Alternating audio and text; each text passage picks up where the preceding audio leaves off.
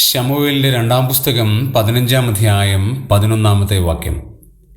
അബ്ശാലോമിനോടുകൂടെ യെരൂശലേമിൽ നിന്ന് ക്ഷണിക്കപ്പെട്ടവരായി 200 പേര് പോയിരുന്നു.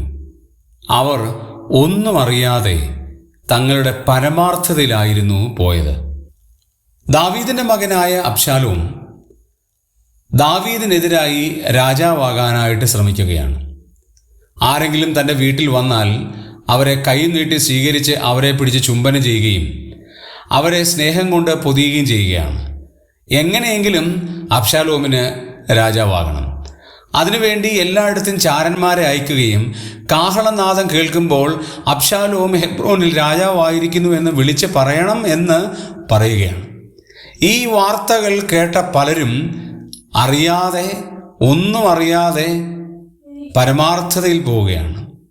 200 പേരെ ക്ഷണിക്കുകയാണ്. അവരെന്തിനാണ് പോകുന്നതെന്ന് അവർക്കറിയില്ല. രാജാവ് പറഞ്ഞത് കേട്ട് അവർ പുറപ്പെടുകയാണ്. അവരുടെ പരമാർത്ഥതയിലാണ് അവർ പോയത്. ഇന്നും ചില ആളുകൾ അങ്ങനെയാണ്. സഭയെ ഭിന്നിപ്പിക്കുവാൻ മറ്റു ചിലരെ അറിയാതെ പ്രേരിപ്പിക്കുകയാണ്. എന്തിനാണ് അങ്ങനെ പറയുന്നത് പോലും അവർക്കറിയില്ല. ചില വ്യക്തികൾക്കെതിരെ തിരിയുവാൻ ചിലരെ ഉപയോഗിക്കുകയാണ്. എന്തിനാണ് അവർ അങ്ങനെ പറയുന്നതെന്ന് പോലും തിരിച്ചറിയാതെ മറ്റുള്ളവരുടെ വാക്കുകൾ കേട്ട് അതുപോലെ പറയുന്ന ആളുകൾ. പക്ഷേ നമ്മൾ ഓർക്കണം, പരമാർത്ഥത നല്ലതാണ്.